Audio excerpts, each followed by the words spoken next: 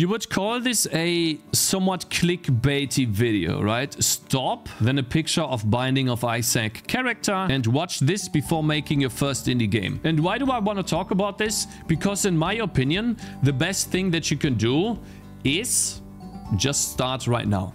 Don't click on this video.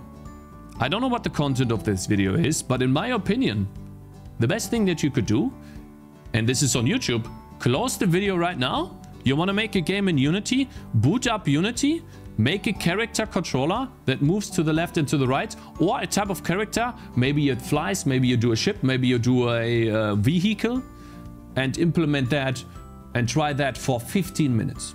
Without any tutorials, without any guides, without any videos. Just do that right now. Right now. Go. Go! Shh, shh. And you will notice that you will learn the most. There's no magic source. There's no perfect tutorial. There's no advice out there that can make you be faster than going right now. I'll see you in 15 minutes. Okay? Write in the comments, if you're watching this on YouTube, if you actually went and did something. Okay? And be honest. Making a video about not watching a video. Yeah. So we're still gonna watch it. I'm interested in what this guy has to say. And maybe there's some actual good tips, but I think the best tip is to start right now and to just do something. As easy and cliche as that sounds, that's the best thing to do. Let's see. It's been about 1.5 years since I switched careers and became an indie game developer. Oh, I remember these guys. So him and his wife quit their jobs. They saved a lot of money and they are working on their first game, which is this one in the back right here. And you can take a look at the Steam page in a second. I actually checked that out yesterday. It's an interesting game. I don't really know exactly what's going on, but it's a top-down game. And they have started making YouTube content as well as advertising their game, doing devlogs, doing interviews and stuff like that.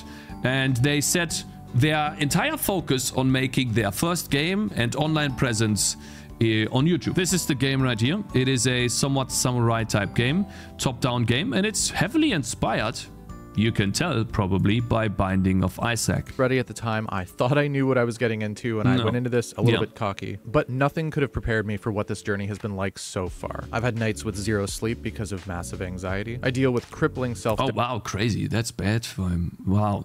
Like I have issues too, you know, let's say financial stuff. I don't really like talking about this. But for the most part, whenever I can't sleep is whenever I feel like I should do more. So for example, let's say we worked on a feature in the game and we didn't manage to iron out the feature, or there was still an issue, and I would lay in bed and constantly think about, well, man, I need to fix that feature, man. I just can't sleep. And so I would lay there at like 2 a.m., 3 a.m. in the morning. I'm like, if I don't do this today, I'm not gonna do this tomorrow. Or I'm gonna do this tomorrow, but then tomorrow I should be doing something else. Out on an almost daily basis. I've had to convince myself not to quit about 12 times. On many days, I feel like a complete fraud who doesn't... I wonder about this for you guys. So he's very quiet. Sorry about this. So I never, like, I thought this about quitting. I thought this like 2 times, I think. And that's when I was having a lot of social issues, personal issues. I only think about this when I think about the mountain of tasks I still have to do to finish my game. But if I, like, how do you call that? But if I cancel this thought out, just it doesn't exist, I just don't think about it, then I have a lot of fun because I live in the moment. And you could think about it like this. If you can sustain yourself right now making a game, and you can have fun making a game right now, that's ultimately what you're going to be doing for the rest of your life. If you have a successful game, you're going to keep doing that. You will do your next game, and then it will be a big challenge again. So that's ultimately, if you start making a game, that's what you're going to do for the rest of your life. Essentially. It doesn't change much, right?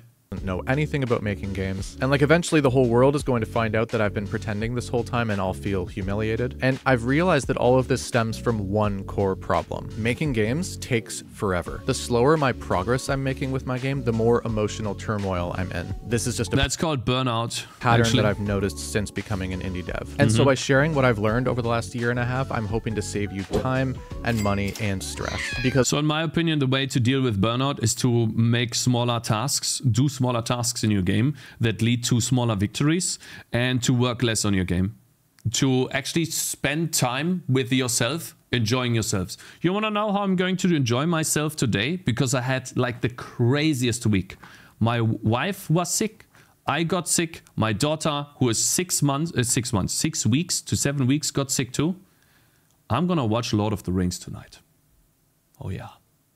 We're going to watch the second Lord of the Rings movie tonight.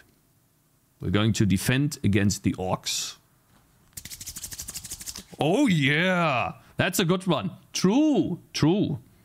Nice. There's a lot of what I've been Extended edition, I don't know if we have that. We'll have to see. But probably not. They cost a lot of money, man. Has been completely self-inflicted and has not been necessary. I hope you enjoy the video. Now, I've heard different figures thrown around, but my experience has been that it takes you twice as long to make a game as you think it's going to. So if you think you can do it in... I thought I could make my game in 6 months. We are approaching 3 years. So that's... Oh man, The Witness. Thank you, bro. Appreciate it. Thank you so much. My brother, so like I'm twice, 4, 6 times. I'm still counting. But you know why I'm not mad about this or sad about this? Stardew Valley creator set 6 months to himself as well. And it took him 4.5 years. So I overscoped. No, guys, it's fine, okay? I'm comparing myself to the Stardew Valley creator, okay?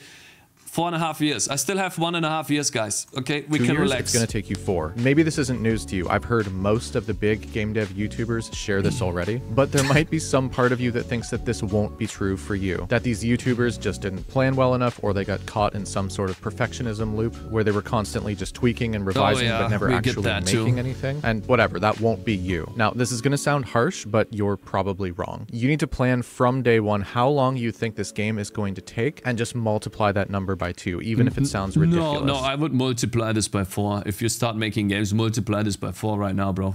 I'm telling you. If you think 1 week, it's gonna be a month. Listen, maybe I'm stupid. Maybe I'm an idiot. I get it. So for me, it's gonna be at least a multiplier of 4. Yeah.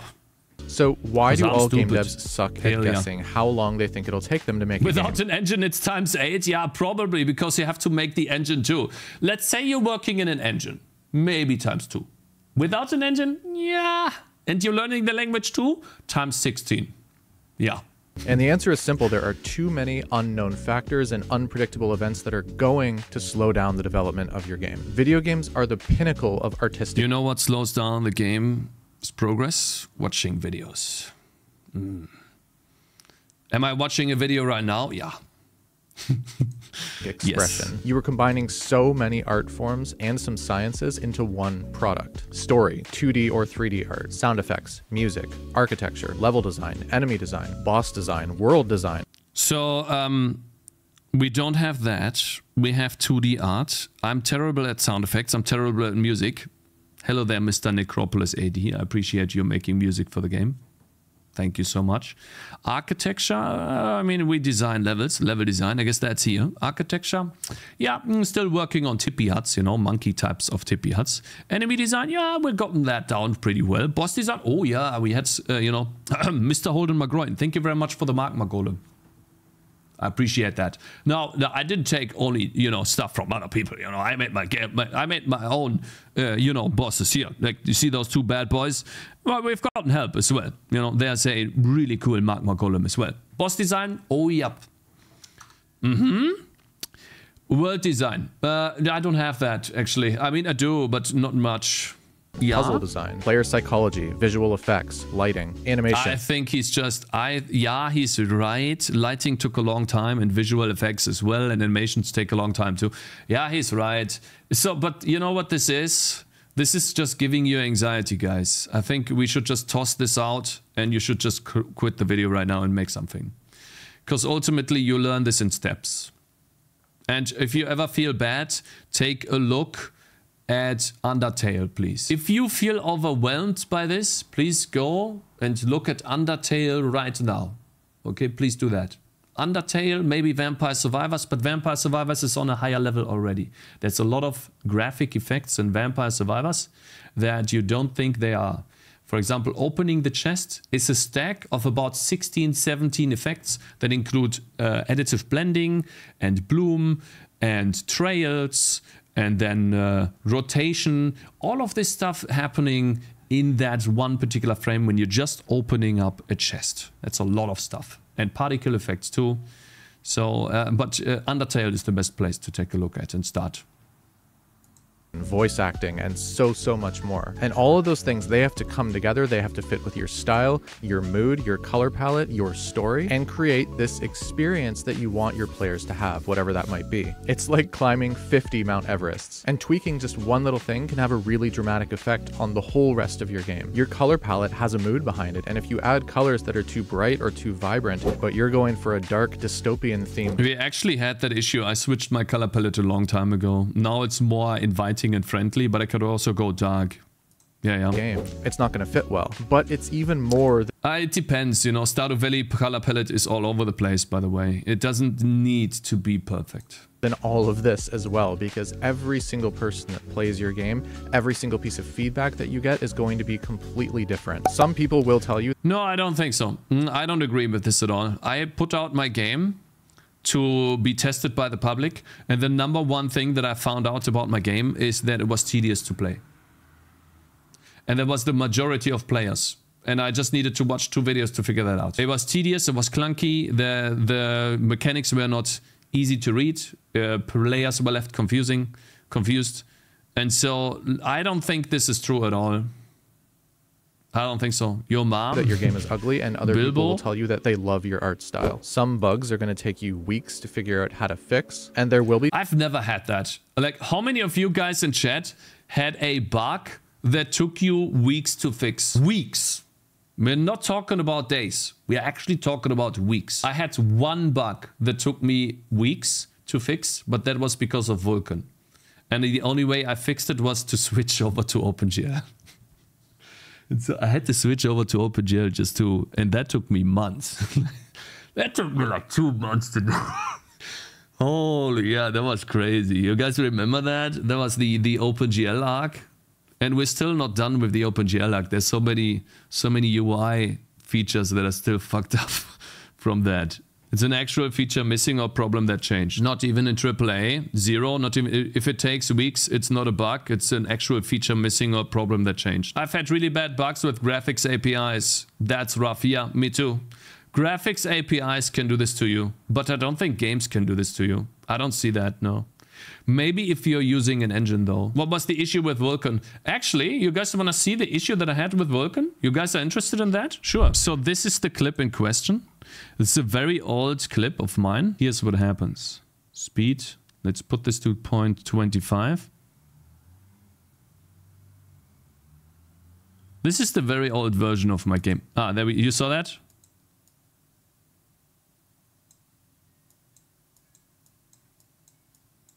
This was the bug. I couldn't fix that. Vulkan, for some reason, for 1 frame, sometimes would draw me my character. This is an animation sprite sheet. It would draw the entire sprite sheet over the course of the entire screen, and I couldn't fix it.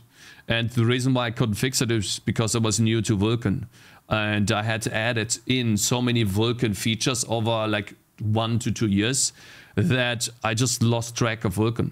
I fucked up the scriptor, something was wrong there, yeah. So I could not, this is the one bug I couldn't fix. Didn't help, no, RenderDoc didn't help because there was 1 frame where that happened. We tried debugging this for like days. And then ultimately I gave up and said, I wanted to switch over to OpenGL anyways. And then I did. And ever since then, it never returned. So yeah, that can happen, but this is very rare. And I only see this happening with graphics APIs. Times where every single piece of feedback that you get is going to make you question whether your game is heading... I was using VMA, yeah, the Vulkan memory allocator, but I also had a version where I didn't use that. The right direction or not. And so when you put all of these things together, it doesn't even sound like making video games should be possible for indie developers. Except it is. It's just going to take you twice as long as you think it's going to. No, but longer. Here's the thing. It can take you even longer than that if you're not careful. Because there is a proper order to follow when you're making a video game. Imagine that you want to build a rocket and send it to the moon. And assuming that you have all the materials to do so and you're legally allowed to, just all those barriers are gone. Now imagine you're going into this with no knowledge of physics, or how much thrust it takes to overcome gravity, or how to create rocket fuel, or how aerodynamics work, or wireless communication, or electronics, or any of that. Where do you start? And that's the point. The order in how you start by opening up Unity right now and writing a character controller. Plan and build this thing matters. If you do it right, maybe you can do it in a few years. If you do it wrong and you're just constantly learning through trial and error, it could take you decades. The order matters. And there is an order that makes the most sense and puts you in the most advantageous position of having a lot of options along the way. You do not want to do this through trial and error. That's one of my biggest mistakes that I've made is I think that's wrong advice, to be honest. I don't agree here. I think trial and error is the best. That's about you. No, I think trial and error is the best thing that you can do, because then you know what works and what doesn't. It's easier for you to learn what works that way. Like, how else are you gonna do it? Trial and error is essentially you bring out a game, people give you feedback, and you improve the game based on feedback. Without that trial and error and micromanagement, how are you gonna make the game? Like, you need to have an audience that tells you what they like and what they don't like. And even if they don't tell you, you need stats to show you what they like and they don't like. If they quit your game after 10 minutes, then there's obviously something wrong with the beginning of your game. The real answer is to read books and practice before you start. No. That's, in my opinion, that's the wrong way to start. Been taking advice seriously from other people that are more experienced than I am. So what do you start with? Pick a time budget. And what I mean by this is, how long can you emotionally handle working on the same game? Oh, I can do this forever. Listen, guys, I can do this forever. Okay, once I decided on something, I just go. I don't know about you, but I'm good, bruv. Hell yeah, let's go. Only you are going to know the answer to this. Can you handle working on the same game for 5 years? Maybe? Yeah. Yes. Yes, I can. You can. And I've already been doing this for 4 years. It's just 1 more year. Maybe you can't. Only you know that. You also know your schedule. It's not the 77-year theory, bro, okay? It's gonna be in the next 1 to 2 years, okay? I want to move on to another game, okay? Yeah. Best. Let's say you're working part-time and you can dedicate 2 hours a day, 5 days a week to building this thing. So you can work on it 10 hours a week. That's if you great. can handle working on the same game for 2 years, then you're going to go into this and only budget 1 year's worth of time to work on this, because you already know it's going to take you twice as long as you think it's going to. And knowing this is going to help you. I think this is just a psychological trick that you might use on yourself to say, oh, okay, so I think my game takes 2 years, but I'm gonna say my game takes 1 year. Like, how do you perfectly predict the scope of your game and then multiply that by 2? That comes with experience that you don't have. So how are you gonna do that? You're gonna be off all the time. You can't predict that. You need skill. And how do you get skill? By making a game. But if you work 20 hours a day, you can publish tomorrow, bro. That's not how it works. What are you talking about? Dramatically with it's not linear, brother. You need to go eat and take a shit too, you know, and you need sleep. The better you sleep, the more you sleep, the more relaxed you are. You know, take it from the Master Roshi of Dragon Ball Z, okay? Eat, sleep, and drink healthy. No, how does that work? Eat, sleep, and drink plenty. No. Train hard and sleep plenty. That's very important. Your next step, which is creating a game design document. You have a time budget for how long you can handle working on the same game. So now it's time to plan around that. And the game design document is going to help you stay within a realistic scope. This is where you're going to create your story, I think a game design document is good to get an idea of what you want to do in your game. Mechanics, your controls, your character's personality, your game's genre, who your target audience is, why is the it color gone? palette and mood of your game, all of that stuff. If you were going to write a fiction novel, you would first start by outlining the story of your novel so that you always know what direction your book is going in. That is what this document is for your game. Now, once you have that done, it's time for a prototype. The prototype is what the core of your game is with hardly anything else in there. What is the heart and soul of your game? If you strip away most of the art and music and I think that's a good idea, effects, that's your prototype. If you're doing it right, it should look like, here's a picture of Braid made by Jonathan Blow. The core of the idea of the game is the same in both, but imagine how much faster you can iterate and test things when your game only looks like this. Now, once you are happy with your prototype, it is time to polish the absolute hell out of it and turn it into a really nice demo. If you're an indie dev, you need a demo. It's really hard to market your game without one, and it's really hard to get decent feedback with it. Yeah, I think demo was the best decision I ever did. So if you guys can afford a Steam page, make a demo version for your game and publish that as fast as you can, because the demo will tell you how well your game is received by the players. We talked about this earlier. Essentially, this is some stats from my demo here. You can see that the majority of players only played 10 minutes. And then the vast majority of players after that, so number 2, is 30 minutes. And so it looks like that my demo version is not very well received. But I only know that because I made a demo version. And with this, now with the new demo feature that you get on Steam, where you can have your own store page for the demo for free. And they can give you reviews. They can give you ratings. You have way more stats to pull from. This will be even better for you to figure out what is wrong with your game. And so you should do this as fast as possible and then iterate on that design. When Team Cherry was building Hollow Knight, they made all of the player movement and all of the base mechanics that they needed for the start of the game. And then they built the Forgotten Crossroads, which is the first explorable area in the game. Did you guys hear that? So I always like shitting on chat. So what this guy just said was that they built all of the mechanics first, and then in Hollow Knight, you know, which is a really good game. And after that, then they built the levels. You know, for those of you who keep telling me that I should make another level in the game, no, you're wrong. You are wrong. Game. And they polished and they polished and they polished until they had a standard of quality that they knew they had to carry forward for the rest of the game. Yeah. That is what you do for your demo. The demo should be about 15 minutes of gameplay that looks just as polished as your final product is going to be. And if you do it this way, you've got a few advantages. You have a polished 15 he's not gonna talk about reacting on other videos, okay, bro? 15-minute game. You have all of the depth that you want. Now you just have to create width and expand your game, make more content for it. Consistency with quality in your game is... I think the hardest part is the systems of the game. That's the most boring part. When you get to the part where you can finally make content, this is where it's gonna be awesome. This is where the game's gonna be fun. Oh yeah.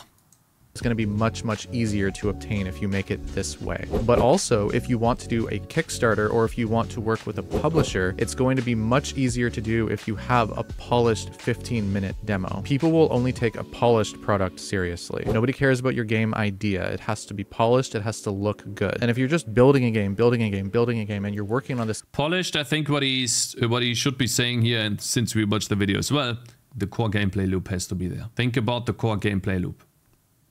That's the important part. Polish is something that supports the core gameplay loop. You polish the core gameplay loop first. In Minecraft, that would be destroying blocks and building blocks, for example. Unpolished Polish thing that for as a year much and as a half possible. or more, Sound you're kind of effects. shooting yourself in the foot by taking options away from yourself. So once you have a polished demo, it's much more easy to create a fan base for your game. It's much easier to get funding for your game, and it's much easier to get feedback for your game as well. That's all I got. Like the video if you liked, and if you really want to support us, then head on over to our Steam page and wishlist Samurado. And I'd be curious to know your thoughts on this topic, so drop a comment down below. Bye. I want to give a very special thank you to all of our Hall of Fame patrons, Jakob Yonda, Sandra Kessler, Darren Perrine, Robin Wind, Fontaine Waite, Couch, and Christopher Nichols, as well as our early access patrons, Zyoma, Ken Waite, Mason Crow, Mr. D, Audu Games, Jan, Donnie Bergs, Alexander Prestis, Darren Cook, God Smart. I need to do early access Patreons too. Yeah, guys, who wants early access? Warren, Abdulaziz, Hamad, Alanazi. If you choose to support us on Patreon, you can get early access to all of our YouTube videos, monthly alpha builds, and more. I'm good. When you first start making video games, it's been about a year and a half. There we go. I think he's right on a lot of stuff, but I think what you should ultimately take away from this video is just don't overthink it too. The act of making games is fun, and the most fun you will have is if you're going to explore. And I think the trial and error thing is something that you will do nonetheless. You will come into a situation where you are at a crossroads on how to design a certain feature for your game.